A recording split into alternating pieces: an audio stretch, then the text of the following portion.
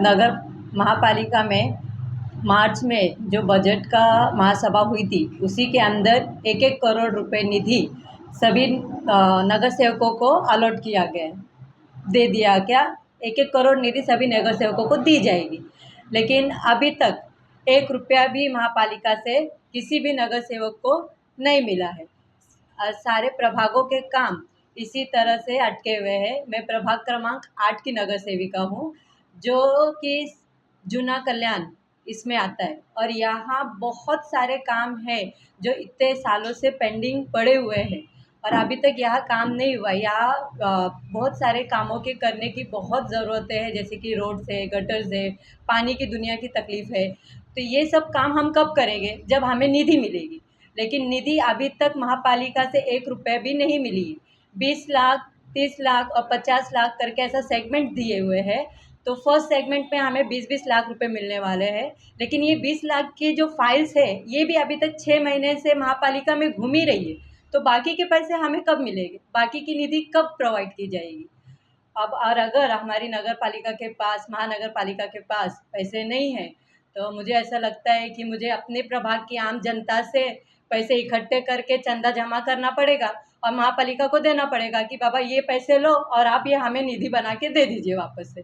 तो हम अपनी पालिका का काम, हमारे प्रभाग का काम जो है वो करेंगे।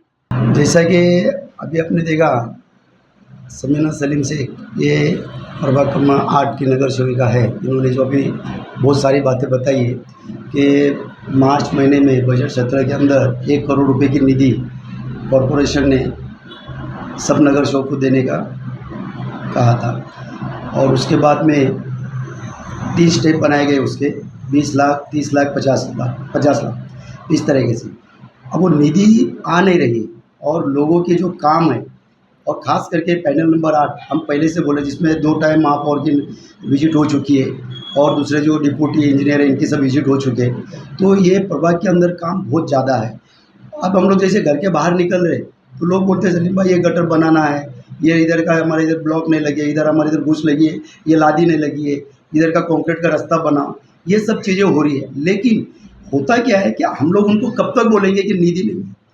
अभी जैसा मैडम ने बोला है कि हमारी जो जनता है इनसे फंड जमा करके, निधि चंदा जमा करके कॉरपोरेशन देने का, तो क्या ये सही में कॉरपोरेशन के पास में पैसा नहीं करके अगर ये बोलते हैं तो इन लोगों ने डिक्लेयर करना चाहिए कि भाई हमारे पास में पैसा नहीं है, सरकार के पास पैसा है नहीं, तो ये काम तुमको हम अभी पैसा नहीं दे सकते।